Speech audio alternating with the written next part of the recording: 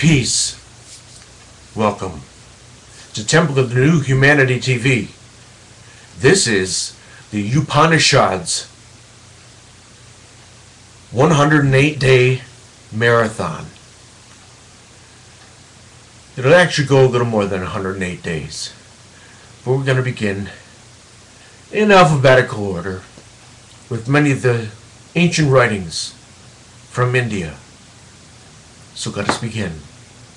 Today, we start with the Adhyatma Upanishad, and it's translated by a Dr. A.G. Krishna Warrior and published by the Theosophical Publishing House, Chennai.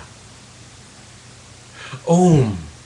That Brahman is infinite, and this universe is infinite. The infinite proceeds from the infinite. Then, taking the infinitude of the infinite universe, it remains as the infinite Brahman alone. Om.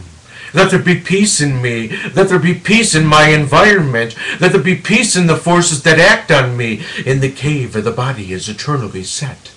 The one unborn. The earth is his body, though moving within the earth. The earth knows him not. The water is his body, though moving within the water knows him not. The fire is his body, though moving within the fire knows him not. The air is his body, though moving within the air knows him not. The ether is his body, though moving within the ether knows him not. The mind is his body, though moving within the mind knows him not. The intellect is his body, though moving within the intellect knows him not. The ego is his body, though moving within the ego knows him not. The mind stuff is his body, though moving within the unmanifest knows him not. The imperishable is his body, though moving within the imperishable knows him not.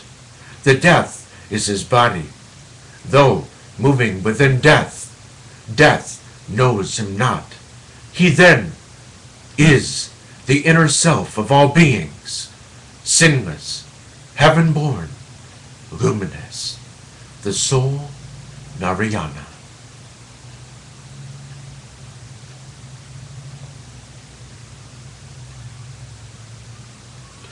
Points to be made.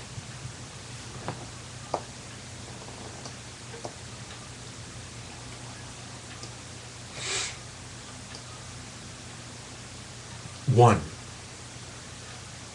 Superimposition is the thought, I am and mine are the body, the senses, etc., which are all other than the self. Through devotion to Brahman, the wise man should repudiate it. 2. Knowing oneself to be the subject, the witness of intellect, and its operations reject the idea of the self being other than the subject, identifying the I with that, the subject. 3. Rejecting conformity within the world, the body, and the Shastras, remove superimposition on the self. 4. The mind of the yogin perishes as he stays without intermission in the self alone, knowing through reasoning, shruti, and experience that one is the self of all beings. 5. Without granting for a moment even a toehold for sleep, gossip, verbal exchanges, etc., in self-forgetfulness. Meditate on the self in the small self. 6. Casting the body far aside, the offspring of parental exudations, is its status is no better than that of an outcast. In becoming Brahman, seek fulfillment. 7. Dissolve the small self in the supreme self. As the pot space is dissolved in infinite space, then is the infinite be silent forever, O sage. 8. Having become the self-luminous substratum, as being, reject both the macrocosm and the microcosm, which are but abodes of impurities. 9. Locating the body-bound I, sense, in the ever-blissful spiritual self, renounce the subtle body, eternally be the Absolute. 10. Knowing I am Brahman, in which this world of appearance exists, like a city reflected in a mirror, find fulfillment, O sinless one. 11. Liberated from the grip of egoism, like the moon after the eclipse, full, ever blissful, self-luminous, one attains one's essence. 12. The destruction of actions leads to that of thought. Thence results the dwindling of innate impulses to act. The obliteration of innate impulses is liberation. It is held to be freedom in life. 13. At all places and by all means, perceiving everything as spirit, one achieves the dissolution of innate impulses as it strengthens the attitude of universal goodwill. 14. Never should one be heedless in devotion to Brahman. Heedlessness is death. So aver the philosophers of Brahman in regard to this science. 15. Just as a pulled-up water reed stays not still, even for a moment, so does Maya ceaselessly envelop even a wise man, if he averts his face from the truth. 16. Whosoever wins absoluteness while alive continues to be absolute even after death. Rooted in concentration, O sinless one, remain steadfast.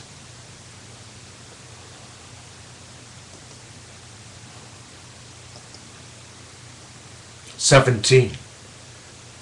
With the vision of the non-dual self, through unwavering concentration, comes the dissolution without residue of the knots of ignorance in the heart. 18. Strengthening the sense of self vis-a-vis this vision, and rejecting it vis-a-vis the ego, etc.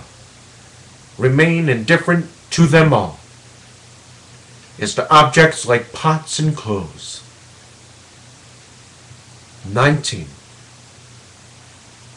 All things from Brahma down to clumps of grass are nothing but unreal adjuncts, distinct from the sea. Oneself existing is the immutable plenum. 20. Oneself is Brahma, Vishnu, Indra, and Shiva. This entire world is oneself. Other than this self, there is nothing. 21. After repudiating all objective appearances superimposed on oneself, one remains alone as the Supreme Brahman, full, non-dual, stirless. 22. The world is a postulation, as good as non-existent. In the one reality that is immutable, formless, unqualified, whence is the difference? 23. In the one reality devoid of distinctions, like the percipient, perception, and the perceived, and of all sufferings, in the absolutely full spiritual self, like unto the ocean at the time of cosmic dissolution. Whence is difference? 24. Darkness, implicit in it, as in light, is the cause of delusion. Whence is difference in the supreme non-dual and unqualified reality? 25. In this uniform and supreme reality, how can the agent of differences dwell? In deep sleep, that is nothing but bliss, who has perceived difference. 26. This perception of difference is rooted in the mind of the percipient. There is none of it in the absence of the mind. Therefore, concentrate on the mind, or concentrate the mind on the Supreme Self is the subject.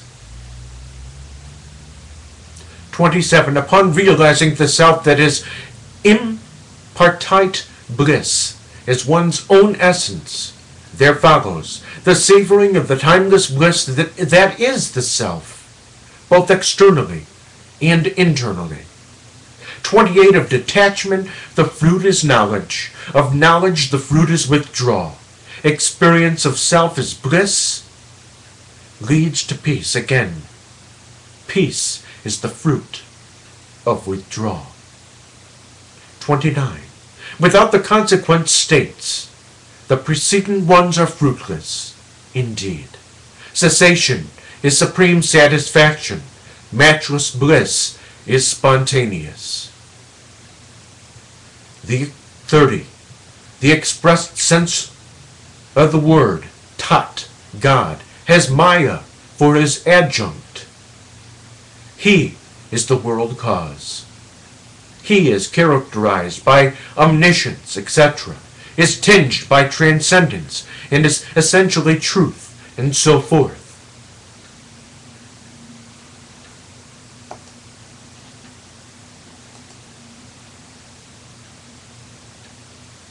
31. The expressed sense of the word Tavam shines forth as the content of the idea and expression. It is awareness blended with the mind, the inner organ of perception. 32. Only through the exclusion of Maya and avidya, ignorance, the adjunct of God and Jiva, is the Supreme Spirit, the impartible being, consciousness and bliss indicated. 33. To listen thus is to pursue by means of sentences their import. On the other hand, thinking consists in perceiving its consistency with reason. 34. Meditation is indeed the exclusive attention of the fixed mind fixed on the import, rendered indubitable through listening and thinking. In 35, concentration is said to be the mind which, outgrowing the dualism between the meditator and meditation, gradually dwells exclusively on the object of meditation. It is like a flame in a windless spot. We will continue on with number 36 in part 2 of this quest through this mission through the Vedanta Spiritual Library. This was and is the Adhyatma Upanishad, one of 108 that we will be going through. Actually, more than 108. So join me for episode 1, part 2, or the Adhyatma Upanishad, part 2, here on Temple of the New Humanity TV, on YouTube and Blip TV. I'm Swami Christananda Brahmanati, thanking you for listening in and watching. Visit us at projectnewhumanity.ning.com.